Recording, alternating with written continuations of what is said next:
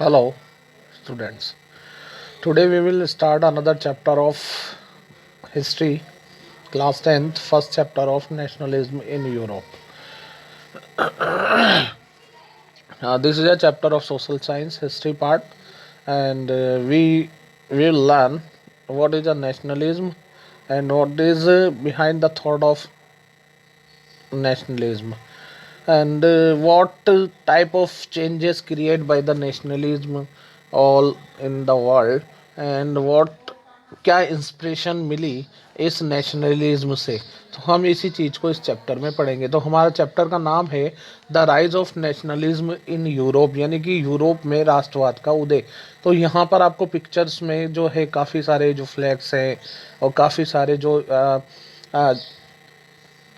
इसमें साइन है, जैसे कि यहाँ पर आपको कुछ जो है स्टेचू भी दिख रहे होंगे। तो ये सभी जो है नेशनलिज्म के सिंबल हैं। तो ये अलग अलग नेशंस के जो है ये ट्राई कलर का जो आपको फ्लैग दिख रहा है, तो ये सब जो है अलग अलग कंट्री से बिलोंग करते हैं। तो ये जो है इस इमेज में जो है नेशनलिज्म से रिलेटेड सारी थिंग्स को इंक्लूड किया गया है। तो आगे हम देखेंगे the nationalism of the rise of nationalism in Europe, यानी कि यूरोप में राष्ट्रवाद का उदय। First clear expression of a nationalism came with the French revolution in 1789, यानी कि इससे पता चल रहा है कि पहली बार जो है इसका एक्सप्रेशन हुआ फर्स्ट टाइम फ्रांस की क्रांति से 1789 में। तो देखिए, इस टॉपिक को आगे बढ़ाने से पहले हम पहले समझेंगे नेशनलिज्म क्या होता है। तो नेशनलिज्म के बारे में हम समझेंगे। तो nationalism, what is the nationalism? तो इस क्वेश्चन का आंसर हमारे पास में है। What is nationalism? Nationalism is a feeling of belonging and the loyalty that cause a people to think of themself as a nation, यानी कि सभी राष्ट्र अपने आप को एक राष्ट्र के अंग समझते हैं और एक राष्ट्र के प्रति जिम्मेदार समझते हैं, या जो भी उनकी भावना है वो राष्ट्र के प्रति होती है, यही नेशनलिज्म है। 19वीं शताब्दी में, 19वीं 20वीं शताब्दी में नेशनलिज्म था, क्या था?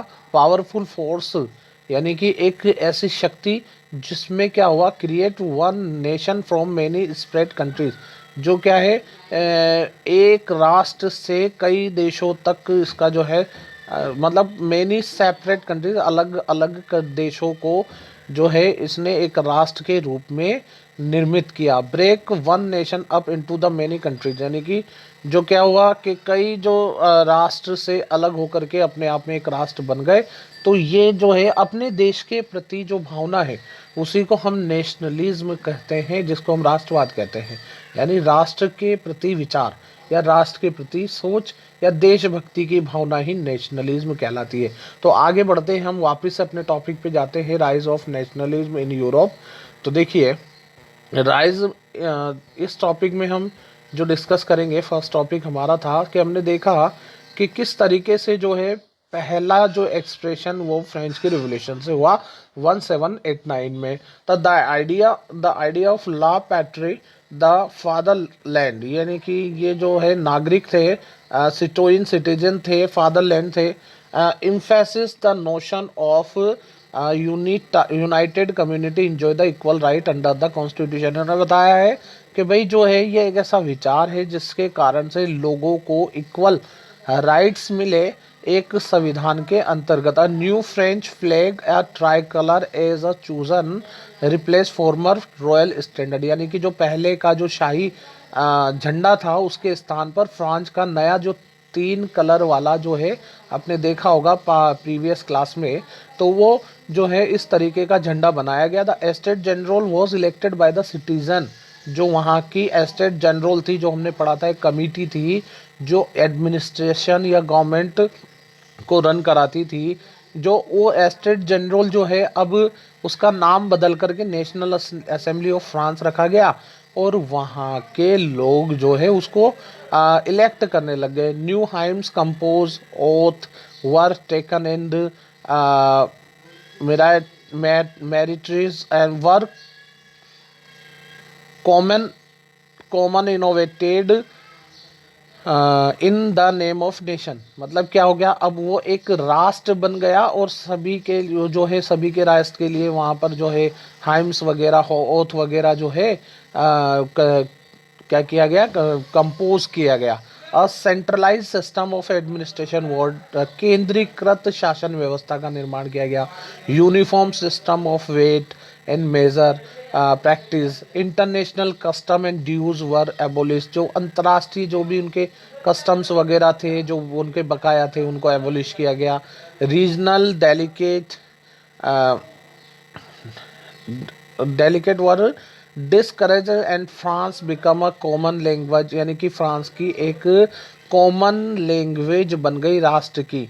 द नेपोलियनिक कोड ऑफ 1804, देखिए हम बात करेंगे नेपोलियन संहिता की जो उसने बनाई थी और उसी के नाम पर इसका, यानी कि जो उसने कानून बनाए थे उसी के नाम पर इनका नाम रखा गया, 1804 में बनाया गया था। He did away with the all privilege based on the birth establish equality before the law, उसने सबसे पहले क्या करा कि सभी को कानून के समक्ष जो है समानता दे दी और अपनी अपनी संपत्ति को सिक्योर करने का अधिकार दे दिया। He simplified the administrative division, abolish the feudal system, जो राजतंत्र व्यवस्था थी पहले, जो जिस तरीके के जो है वहाँ पे पास जो जैसे अपर क्लास लोअर क्लास और पीजेंट्स वगैरह जो है वो उनके सभी जो वो फ्यूडल सिस्टम था उसको उसने समाप्त कर दिया। Guild restrictions were are removed, guild restrictions क्या थे कि जैसे कि जो व्यापारी जो है बाहर से आकर के व्यापार करते थे उन पे जो रिस्ट्रिक्शंस लगा दी थी, या यहाँ के व्यापारी जो है कहीं जा कर के व्यापार करते थे तो वो उसने सारे रिस्ट्रिक्शंस यानी बंदिशें ख़त्म कर दी। Transport and communication system were improve, और उसने जो है यातायात के संचार के साधनों को और ज़्यादा सुधारा। The peasants and businessman they enjoy the freedom in a many aspects, जो किसान थे व्यापारी थे वो इस स्वतंत्रता को जो है काफ़ी इंजॉय कर रहे थे। देखिए ये अच्छी बात है जो उसने चेंज करे, लेकिन इसका ड्रॉबैक भी थे, यानी कि कुछ बुराइयां भी थी जिसके कारण से नेपोलियन जो है हीरो से कैसे उनके लिए विलियन बना। तो देखिए the limitations shortcomings of a 804 code, यानी कि इस संहिता के कुछ लिमिटेशंस भी थे, जैसे कि administrator were not copying up with the system, यानी कि जो है उसके सिस्टम की जो है एडमिनिस्ट्रेटर जो थे वो उसकी कॉपिंग नहीं कर सकते थे। इंक्रीज द टैक्सेशन, यानी कि उसने टैक्सेशन बढ़ा दिया। कंट्रोल ओवर द सेंसरशिप, और फिर सेंसरशिप पे, सेंसरशिप का मतलब होता है कि अब जो भी कोई भाई जो है नेपोलियन की मर्जी के बिना कुछ भी छाप नहीं सकता या दिखा नहीं सकता, यानी कि अब वो जो बोलेगा वही चीज़ जो है पब्लिश होगी, और उसने टैक्स भी बढ़ा दिया। तो भैया सब लोग जो है परेशान हो गए कि यार इसने तो टैक्सेस बढ़ा दिया, हमें अब हाई टैक्स पे करना पड़ेगा। And force the conscription of people and France army, और उसने क्या करा कि भाई लोगों को ज़बरदस्ती जो है सेना में भर्ती करना स्टार्ट कर दिया। तो मतलब कोई आदमी अगर घर पे आराम कर रहा है तो उसको ज़बरदस्ती उठाया और उसको जो है कहा कि भाई चल भाई तू युद्ध के मैदान में चल, और उसने कहा कि भाई तुम्हें सेना में भर्ती होना है। तो इस तरीके से जो है कुछ लिमिटेशंस थी जो जल्दी ही जो है उसके द्वारा बनाई गई, या जो भी अच्छाई जो लोग समझ रहे थे वो सब सामने आ गई। अब बात करते हैं द नेपोलियनिक कोड ऑफ 804, यानी 1804 का नेपोलियनिक कोड जो क्या था वो हम पढ़ चुके हैं। अब फिर उसके बाद में बात करेंगे Europe patchwork of a different region and the delicates. तो देखिए इसमें most of the part of Europe was rule by the kingdom cantons and duchies, यानी कि जो ज़्यादातर जो यूरोप का जो क्षेत्र था वो शासक वर्ग के द्वारा शासित था। For example the Habsburg empire rule the Austria Hungary trials and ये सारे देश हैं जो वहाँ पे उस समय जो है यहाँ पर राजतंत्र था। Mostly people different territory spoke different dialects, मतलब कि जो है वहाँ पे अलग अलग क्षेत्र में अलग अलग भाषाएं बोली जाती थी। एरिस्टोक्रेट्स जर्मन लैंग्वेज, जो एरिस्टोक्रेट्स थे वो जर्मन लैंग्वेज के थे। लोम्बार्डी वियना जो है इटालियन स्पीक करते थे, एंड हंगरी जो है म्याग्रे लैंग्वेज बोलते थे। इस तरीके से अलग अलग लैंग्वेज थी। अब बात करते हैं एरिस्टोक्रेसी। तो the aristocrats were the rich and the wealthier people, यानी कि ये धनवान लोग थे। They own estate states in the countryside, मतलब उनकी खुद का एक लेवल था देश में, या एक स्तर था। They spoke French in a higher class social gathering, मतलब वो क्या है कि फ्रेंच बोलते थे और उच्च वर्ग के लोगों में रहते थे। They set up marriage contact with their social status, यानी कि उनका जो सामाजिक स्तर भी एक दूसरे से शादी से संबंधित, मतलब वो एक ही ग्रुप के लोग एक साथ ही रहते थे और उनके ग्रुप के लोग आपस में जो है शारीरिक संबंध वगैरह से मिलते जुलते थे। अब बात करते हैं मिडिल क्लास की। They were the working class population, यानी कि ये कामगार जनसंख्या थी। The industrialist, businessman, professional like a teacher, lawyer etcetera are the middle class category. तो ये जो इंडस्ट्रियलिस्ट थे, बिजनेसमैन थे, प्रोफेशनल थे, ये सब मिडिल क्लास में आते थे। अब बात करते हैं हम पीजेंट्स की, किसान कृषक वर्ग।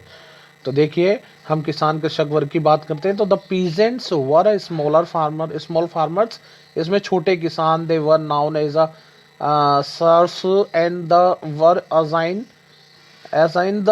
assigned to cultivate vast and land holding on aristocrats of landlord, यानी कि कुछ लोग ऐसे थे जो अपने खेतों में भी काम करते थे और जो है एरिस्टोक्रेट और लैंडलॉर्ड के यहाँ पे भी काम करते थे। ये तो थ्री क्लास हो गया। अब इसके बाद में बात करते हैं the liberalism and ideology of the liberal nationalist, यानी कि उदारवाद, आदर्शवाद और जो है उदारवादी राष्ट्रवाद की हम बात करेंगे। The term liberalism is drive from the Latin word Libre meaning a free, यानी कि ये जो है लैटिन वर्ड लिबर से निकल करके आया है लिबरलिज्म, जिसका मतलब होता है स्वतंत्र या free. Liberalism in political sphere, मतलब क्या है कि इसका एक राजनीतिक आकार है। Freedom of individuals and equality before the law, यानी कि सभी का व्यक्तिगत तौर पर स्वतंत्रता और कानून के समक्ष समानता, यानी कि प्रत्येक व्यक्ति, भैया कोई भी अलग अलग नहीं है, सब ही कानून के समक्ष समान है, चाहे वो बड़ा हो, चाहे छोटा हो, अमीर हो, गरीब हो, कोई भी हो। Government of consent and the autocracy and clerical privilege, यानी कि जो है क्लेरिकल जो भी उनके जो उनको पहले से जो है क्या है कि भाई कोई भी व्यक्ति अलग नहीं है, सबको जो है समान अधिकार है, और एक जैसा दिखने वाला व्यक्ति। उदारवाद का मतलब ही क्या होता है, अपने जैसे दिखने वाले सभी लोग सेम हैं, उनको सेम राइट मिले हुए हैं और उनको भी अपने जैसा जैसा वो करना चाहते हैं वैसे करने की स्वतंत्रता है। Constitution and representation government through parliament, यानी कि संविधान हो और जो सरकार हो वो संसदीय सरकार हो। फ्रीडम ऑफ प्रेस, यानी कि प्रेस को भी स्वतंत्रता हो, यही उदारवाद है। अब बात करते हैं liberalism in a social sphere. Freedom of market, movement of goods and a capital, इसमें बाजार को स्वतंत्रता मिली, सामान को इधर उधर और पूंजी का इधर उधर निवेश करने की स्वतंत्रता मिली। Uniform system of weight, custom, duties and measurement, यानी कि तोल माप की जो व्यवस्था थी उसको भी व्यवस्थित किया गया, सही ढंग से उसको बनाया गया। सो with the initiative of Persia a uniform custom union was made, तो इसमें प्रारंभिक रूप से जो पर्शिया ने ये काम किया, एंड द कोल्ड द जोल्वेराइन, और इसको क्या बोला जाता है, जोल्वेराइन बोला जाता है। The union abolish tariff barriers and reduce the number of currencies from over the 32, यानी कि उसने क्या कर दिया, जो ये कई सारे जो टैरिफ बैरियर्स थे उनको कम कर दिया, और करेंसीज फ्रॉम ओवर द 32, यानी कि उसने जो है अपने जो करेंसी है उसका भी जो है कम किया। आगे देखते हैं हम। The custom union again open the network of railway and movement of goods, यानी कि क्या हुआ, उसने रेलवे जो है फिर से रेलवे का नेटवर्क स्टार्ट किया और जो सामान की आवाजाही है वो शुरू हो गई। द कंजर्वेटिव्स, अब the conservatives wanted to establish of a traditional institute, यानी कि जो कंजर्वेटिव्स थे वो चाहते थे कि भाई उनके जो परंपरागत जो संस्थाएं वो इस्टेब्लिश रहे। Monarchy, the church and the social, यानी कि रूढ़िवादी लोग थे, ये बदलाव एकदम से नहीं चाहते थे। जो ये चाहते थे कि भाई जो है ये संस्थाएं जो पहले से चली आ रही है वह वैसे ही बने रहे। They believe the modern army and efficient bureaucracy and abolition of serfdom and feudal system could strengthen monarchy यानी कि वो ऐसा विश्वास करते थे कि भी सेना वगैरह जो है और जो राजा की और जो फ्यूडल सिस्टम है वो एक जो है ये ताकत है इस चीज़ की, and they impose the censorship of law.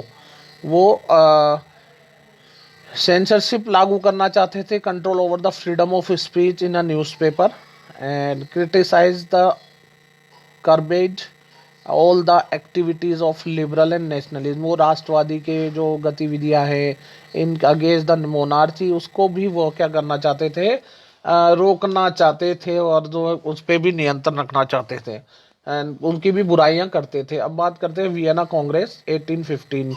1815 की बात करेंगे। The Vienna Congress was hosted by the Austrian chancellor Duke Metternich. Metternich के द्वारा जो है ये वियना जो है वियना में जो वियना कांग्रेस जो है ये चलाई जा रही थी। And Bourbon dynasty which was a depose during the French revolution was restored to power. यानी कि वो जो बर्बन जो वंश था जिसको कि डिस्पोज कर दिया गया था फ्रेंच की रेवोल्यूशन के दौरान, तो वो भी उसको रिस्टोर करना चाहते थे अपनी शक्ति को। A series of state were created on a boundary of the France French to prevent the French expansion in a future. मतलब वो भी क्या है, जो अपने जो राष्ट्र की जो है सीमाएं हैं, बाउंड्रीज हैं, उसको भी वो सुरक्षित करना चाहते थे। जो फ्रांस जो है जैसे जैसे जो है फ्रांस से जो जैसे फ्रांस में फैलाव हो रहा है। But the German confederation of a 39 state made by the Napoleon was left untouch. लेकिन अभी भी जो है जर्मन के जो कॉन्फेडरेशन जो जर्मन कॉन्फेडरेशन थी उसके 39 स्टेट जो है अभी भी जो है अनटच थे, किससे, नेपोलियन से। The intention the intention was to restore the monarchy and the conservative order in a Europe। आगे बात करेंगे। अब जब बात करेंगे ग्यूस्पे मैजिनी की, तो Mazzini was an Italian revolutionary. ये एक इटालियन क्रांतिकारी थे। He was born in Genoa in 1807 and founded the two secret society. इसने दो जो है सोसाइटी की स्थापना की, एक यंग इटली के, एक in Marseilles, and the young Europe in Bern. He also was the member of secret society of Carbonari. तो ये कार्बोनरी का एक जो है सदस्य भी था। 24 वर्ष की उम्र में ही वो सेंट एग्जाइल, इसको देश निकाला दे दिया गया। 1831 attempting the revolutionary of Liguria की क्रांति में इसने जो है भाग लिया था, जिसके कारण से इसको देश निकाला दे दिया गया था। He said the god has made the nation to be natural units of mankind, so Italy could not continue be a patchwork of various kingdoms. मतलब क्या है कि भाई जो है गॉड ने, जो ईश्वर ने जो है एक राष्ट्र को प्राकृतिक रूप से एक संगठित रूप दिया है, तो इसलिए कोई भी देश में जो है अलग अलग प्रकार के राज्य नहीं चल सकते। Metternich describe the Mazzini as a most dangerous enemy of conservative. यानी कि मैटरनिक ने इस चीज को भी कहा कि जो मेजनी था वो कंजर्वेटिव्स के लिए एक जो है खतरा है और यह सबसे बड़ा दुश्मन है। हम बात करेंगे the age of revolutions 1830 and 1848। The July Revolution of France after the 1850 the liberal nationalists again installed the constitutional monarchy with the Louis Philippe at head। मतलब क्या हुआ, 1815 में जो जुलाई में रेवोल्यूशन जो थी फ्रांस की क्रांति के बाद में, जो उदारवाद राष्ट्रवाद जो है फिर से जो इंस्टॉल हुए, और द कॉन्स्टिट्यूशनल मोनार्ची यानी कि संवैधानिक जो शासक था, राजतंत्र था, जो लुइस फिलिप उसका हेड था, वो फिर से रेस्टोर हो गया। And Greek war of independence.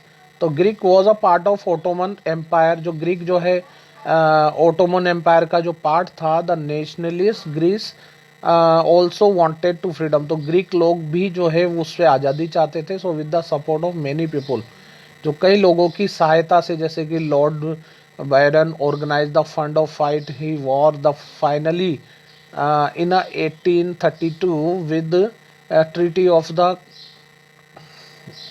Constantinople Greek was independent. यानी कि 1832 में जो फिर उसको भी स्वतंत्र कर दिया गया, ग्रीक को भी। और जो है इस तरीके से ग्रीक ने जो है ओटोमन साम्राज्य से अपने आप को स्वतंत्र कराया। Hunger and the hardship increase the population, जो है जनसंख्या बढ़ने के कारण भुखमरी जो है और जो कठिनताएं उत्पन्न होने लगी, अनएम्प्लॉयमेंट प्रिवेल, बेरोजगारी उत्पन्न हो गई, ओवर क्राउडेड स्पेस और भीड़ भरे इलाके हो गए। Advance industrialisation in England create the hardship for the small producer. जो क्या हो गया, इंडस्ट्रियलाइजेशन से जो है जो इंग्लैंड में जो छोटे जो प्रोड्यूसर थे उनके लिए बहुत ज़्यादा कठिनता हो गई, और जो बैड हार्वेस्ट फसलें थी वो भी खराब होने लग गई। Rise in a food price, जिसके कारण से जो है खाद्य सामग्रियों के दाम बढ़ गए। And the wide spread the pauperism extreme poverty, यानी कि बहुत ज़्यादा गरीबी उत्पन्न हो गई। People came out the street, जो है प्रोटेस्ट, यानी कि इसके विरोध में लोग बाग जो है घर से बाहर निकल आए। तो ये 1830 से 1848 के बीच की हुए घटनाओं का विवरण है। आगे हम बात करते हैं revolt of a viewers in a Silesia. Silesia में जो है किस तरीके से जो वीवर्स थे उन्होंने रिवोल्ट किया, क्रांति की। The people occupation in a Silesia was an mostly of weaving, यानी कि वहाँ के ज़्यादातर लोग वीविंग ही काम करते थे, वेविंग का।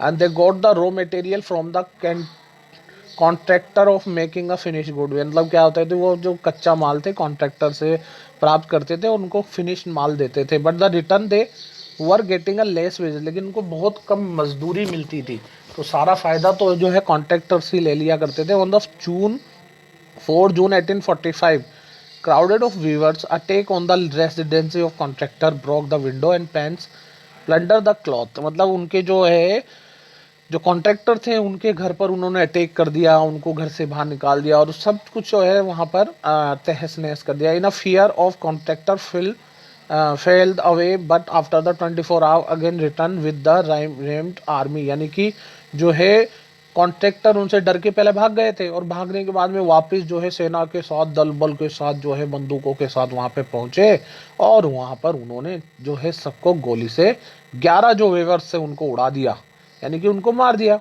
अब बात करते हैं हम the revolution of the liberal sorry, अब बात करते हैं उदारवादियों की क्रांति 1848 में। The middle class professionals like spoke shopkeeper lawyer businessman demand an a German national assembly, यानी कि वो भी एक राष्ट्र सभा का गठन करना चाहते थे।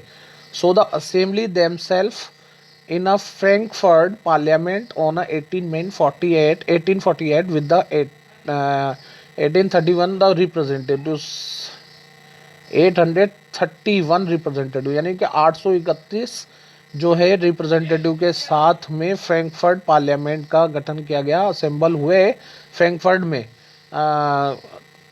कब 18 मई 1848 में। जो वो सभी लोग जो है फ्रैंकफर्ट पार्लियामेंट यानी संसद में 18 मई 1848 को इतने सारे लोग एक साथ इकट्ठे हुए, जैसे कि आप इस पिक्चर में देख सकते हैं। They drafted a constitution for a German nation, उन्होंने एक जो है जर्मन की यानी जर्मनी के लिए जो कॉन्स्टिट्यूशन बनाया, निर्माण किया।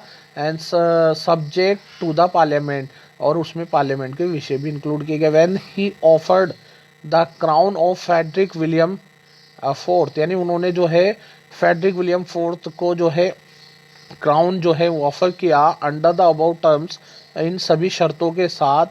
ही डिनाइड, उसने मना कर दिया। Join with the other monarchs to reject it, यानी कि वो दूसरे शासक वर्गों के साथ में जुड़ गया। सो द पार्लियामेंट वॉज एरोडेड, जो इस तरीके से संसद जो है एरोडेड हो गई। Issue of political right of to women, यानी कि महिलाओं के राजनीतिक अधिकार से संबंधित मुद्दे। द ग्रांटिंग और issuing the political right to women was a continuous process, मतलब जो है अभी भी जो महिलाएं हैं अपने जो राजनीतिक अधिकार पाने के लिए जो है लगातार कार्य कर रही थी। Women had participated activity in a different movement, और महिला भी अलग अलग गतिविधियों में भाग ले रही थी। The form their own political clubs, वो अपने राजनीतिक संगठन चला रही थी। Founded magazines, participated in a meeting and the demonstratives, यानी कि वो अभी सभी क्लबों में, मैगजीन्स में, इन सभी चीज़ों में, मीटिंग्स वगैरह में जो है पार्टिसिपेट कर रही थी। When the Frankfurt parliament was convent the women were admit only the observers, यानी कि फ्रैंकफर्ट पार्लियामेंट जब इकट्ठी हुई वहाँ पर, तो केवल महिलाएं जो हैं वहाँ पर एक जो है ऑब्जर्वर के तरह ही थी। अब बात करते हैं रोमांटिज्म। रोमांटिज्म क्या है? A culture movement to install the nationalist sentiment among the people through art, poetry, music, dance and language. यानी कि लोगों के बीच में जो एक ऐसी संस्कृति जिसमें क्या हुआ कि राष्ट्रवाद की जो भावना थी उसको लोगों के बीच में कला के माध्यम से, कविता के माध्यम से, संगीत, डांस और भाषा के माध्यम से जो है किस तरीके से फैलाया गया, इसी को रोमांटिज्म कहते हैं। तो बात करते हैं सबसे पहले हम पेंटिंग की। तो पेंटिंग में फ्रेडरिक सिरियो जो थे, जिन्होंने आपने पहले फर्स्ट पिक्चर देखी होगी, उसने जो है क्या नाम से, एक फ्रेंच की जो आर्टिस्ट थे, उसने एक पेंटिंग बनाई जिसमें डेमोक्रेटिक एंड सोशल रिपब्लिक के बारे में बताया गया। He portrait the statue of liberty, उसने statue of liberty as a symbol of freedom of independence, आज़ादी का प्रतीक बनाया। He showed the destruction of monarchy, utopian vision, मतलब किस तरीके से जो है वहाँ का शासक वर्ग का जो है धराशायी हुआ। इस तरीके से जो है पेंटिंग्स के माध्यम से राष्ट्रवाद की विचारधारा को फैलाया गया। Music and dance. The German philosopher John Gottfried claimed the German culture was to be discovered among the common people. Das walk और so the popularized poetry, folk songs among the people create the nationalist sentiments। यानी कि जो German जो philosopher थे, दार्शनिक थे, उन्होंने जो है जर्मन कल्चर को खोजा और लोगों को उसके बारे में बताया। और जो है जो कविताएं हैं, लोकगीत हैं, लोगों के बीच में राष्ट्रवादी विचारधारा को फैलाने के लिए भी उन्होंने उनको लोकप्रिय किया। And Carlo celebrate the national struggle through the music. और कार्लो जो क्रुपनिस्की जो थे, उन्होंने जो है अपने जो राष्ट्रवादी गीतों से जो है जो नेशनल संघर्ष, राष्ट्रीय संघर्ष को उन्होंने जो है अपने म्यूजिक्स में बताया, सेलिब्रेट किया। And folk dance form like Polonized and म्यूजिका become the symbol of nationalist sentiment. ये दो जो फोक डांस थे, ये राष्ट्रवादी विचारधारा के प्रतीक बन गए। एंड लैंग्वेज, जैसे कि हम बात करते हैं, तो with the Russian occupation of Poland language was a ban. यानी कि जो है पोलैंड लैंग्वेज को बैन कर दिया गया। Instead the Russian language was impose everywhere, और सभी जगह पर रशियन लैंग्वेज जो है वो लागू की गई। But many people of Poland like clergy use the Polish. लेकिन वहाँ के जो चर्च के लोग थे वो अभी भी जो है पॉलिश वर्ड जो है लैंग्वेज ही यूज़ करते थे। Weapon of national resistance. अब बात करते हैं पॉलिश लैंग्वेज वो use the church, social gathering and religious instructions. As a result large number of people were sent into the jail. यानी कि जितने भी लोग जो है पॉलिश जो है लैंग्वेज का यूज़ करते थे सोशली गैदरिंग में या धार्मिक रूप से, तो इसका रिजल्ट ये निकला कि सभी लोगों को जेल में डाल दिया गया और उनको सजा दी गई। अब बात करते हैं आगे यूनिफिकेशन ऑफ जर्मनी, यानी कि जर्मनी का एकीकरण। Germany was also patchwork of different empire, kingdom and dynasty. Germany जो है वहाँ पर अलग अलग साम्राज्य थे, अलग अलग राज्य थे और अलग अलग वंश वहाँ पे शासन करते थे। द रोल ऑफ ओटोवन पेरिसमैनिक जो है, इसमें हम बात करेंगे जो ओटोवन के जो है उसमें क्या रोल रही। He was the chief minister of Persian army and the efficient bureaucracy. यानी कि वो एक जो है चीफ मिनिस्टर था पर्शियन सेना का, और वो एक प्रभावकारी जो है उसकी कार्यकारी व्यवस्था थी। He fought the 3 wars over the 7 year, 7 साल में उसने 3 युद्ध लड़े, Austria, Denmark and the France, and had the victory, और जीते। Final unification after the Persian victory. Persian victory के बाद in 1876 king Kaiser William was appointed as the new German empire subjected to the parliament. यानी कि जो वहाँ का जो राजा था विलियम केजियर, जो विलियम था, उसने जो है एक नए साम्राज्य की स्थापना की संसदीय व्यवस्था के आधार पर। तो इस तरीके से जर्मनी का यूनिफिकेशन हुआ। हम बात करते हैं unification of Italy. Like Germany, Italy was also scattered over different dynasty state, out of which only Sardinia, Piedmont was ruled by the Italian princely states, यानी कि जो अभी भी जो इटली की रियासत थी वहाँ पर जो है केवल सिडनी या पिडमोंट जो है वो शासन करता था। जर्मनी की तरह ही वो भी एक डिफरेंट डिफरेंट जो है वंश के राजाओं का शासन था इटली में। The north was ruled the Habsburg empire of Austria, जो ऑस्ट्रिया का जो है हैब्सबर्ग जो एम्पायर था, वहाँ पर जो है उत्तर में जो है वो लोग राज करते थे, Habsburg empire of Austria, Austria का। And then south was ruled by the Bourbon king, और जो है स्पेन के जो बर्बन किंग थे उनके द्वारा शासन किया जाता था साउथ में। And the centre by the pop Romans, यानी कि जो रोमन्स के जो पॉप थे यानी कि चर्चा अधिकारी थे वो लोग वहाँ पर राज करते थे। रोल ऑफ ग्यूसेप मेजिनी, तो उसकी क्या भूमिका रही? He put out the coherent program for the participation, and he founded the secret society like a young Italy and young Europe, and planned the out of various strategy unify the Italy।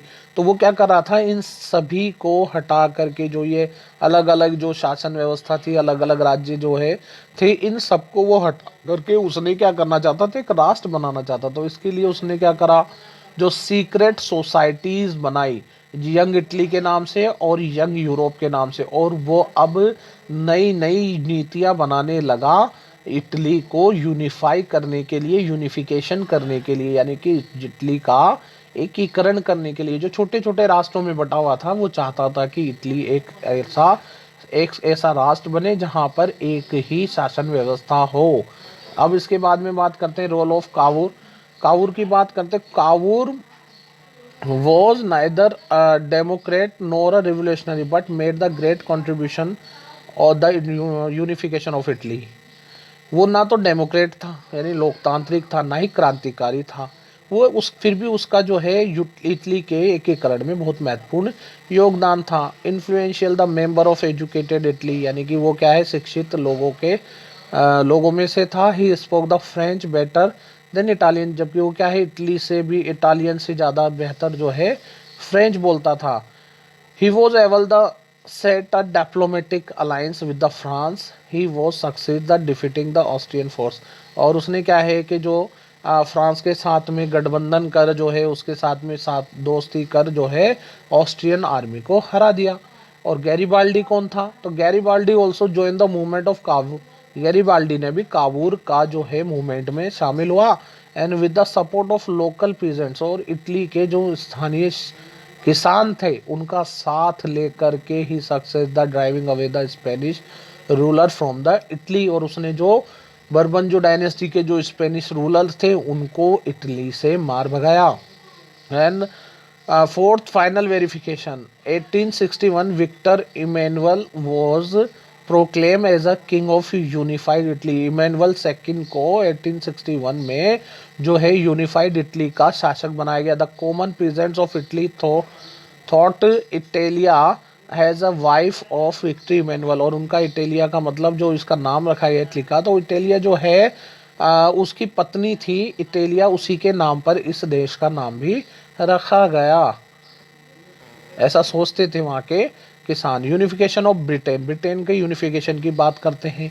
तो incorporate of Scotland सबसे पहले English nation considered to be an important nation in a navy trade and commerce.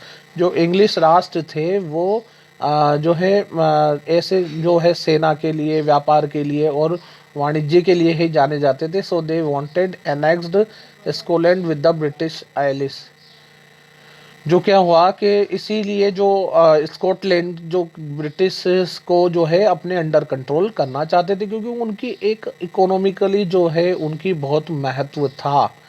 With the act of union 1767 sign the between England and Scotland और England के बीच में एक act यानी कि एक समझौता जो है साइन किया गया। There was a formation of United Kingdom of Britain, यानी कि संयुक्त राज्य जो है ब्रिटेन को एक यूनाइटेड किंगडम वो बनाने के लिए उन्होंने जो है एक एक्ट पर साइन किया। After the British dominated Scottish people every aspects जो है ब्रिटिश जो है डोमिनेट होने के बाद में जो है सभी एस्पेक्ट्स जो है कौन स्कॉटिश भी जो है लेना चाहते थे, and the Scottish language and culture was ban. तो मतलब क्या है कि आप sorry after the British dominated the Scottish people every aspects जो है ब्रिटिश ने जो है सभी चीज़ों पर डोमिनेट किया स्कॉटिश को, and Scottish language and culture was ban, उन्होंने उसको बैन कर दिया। And English language and culture was promoted, और उन्होंने क्या करा स्कॉटिश को तो डोमिनेट करते हुए उनकी लैंग्वेज को, उनकी संस्कृति को जो है दबा दिया, और इंग्लिश लैंग्वेज और उसके कल्चर को प्रमोट किया। इनकॉर्पोरेशन सेकंड में देखेंगे, इनकॉर्पोरेशन ऑफ आयरलैंड, आयरलैंड के साथ में कैसे इनकॉर्पोरेशन हुआ। Ireland was the deeply divided into the two communities, Protestant and the Catholics, जो है वहाँ पर कैथोलिक्स और प्रोटेस्टेंट दो समूहों में बटे हुए हैं। The English help the Protestant establish the dominance ever the Catholics, मतलब वो जो इंग्लिश ने प्रोटेस्टेंट की मदद की उनको स्थापित होने में। And so the revolt of Catholic lead Wolfe Tone was suppressed and Protestant with the help of Britain, यानी कि जो प्रोटेस्टेंट थे उनने ब्रिटिश की मदद से जो कैथोलिक्स को दबाया, उनको जो है सप्रेस कर दिया। एंड